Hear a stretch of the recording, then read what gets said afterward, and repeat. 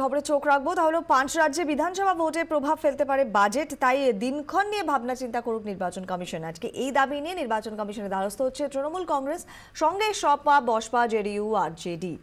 বিস্তারিত কথা বলবো, আমাদের প্রতিনিধি কমলিকা সেনগুপ্ত আমাদের সঙ্গে রয়েছেন। কমলিকা, দেখো, আজকে 11টার সময় নির্বাচন কমিশনে Trinamool Congress, BSP, SP, RJD এরা সবাই ইউনাইটেড ভাবে তারা যাচ্ছে নির্বাচন কমিশনের কাছে এটা বলতে যে বাজেট সেশন শুরু হচ্ছে 30 তারিখ থেকে, এবং যেখানে 5 রাজ্যে এভাবে বিধানসভা নির্বাচন ডিক্লেয়ার হয়ে গেছে এবং বিধানসভা নির্বাচন ফেব্রুয়ারিতে সমস্ত জায়গায়, সেখানে যদি বাজেট এই সময় পেশ করা হয় এবং অবভিয়াসলি যেটা অপোজিশন মনে করছে যে এটা একটা পপুলিস্ট বাজেট হবে, তাহলে এবং যদি পপুলিস্ট নাও হয়, বাজেট মানেই জনসাধারণের জন্য বেশ কিছু ঘোষণা থাকে, তাতে সেটা প্রভাব ফেলতে পারে নির্বাচনে।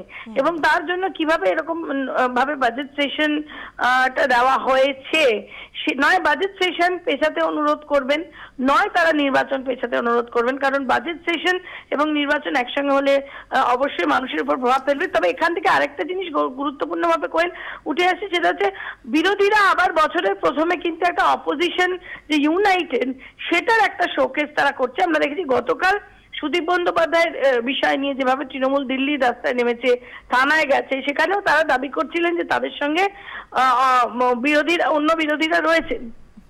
সেখান থেকে দাঁড়িয়ে আজকে আবার একসঙ্গে নির্বাচন কমিশনে যাওয়া অপোজিশন কিন্তু দেখানোর চেষ্টা করছে যে তারা ইউনাইটেড এবং তারা মোদী সরকারের উপর একসঙ্গে প্রেশার ক্রিয়েট করতে পারে।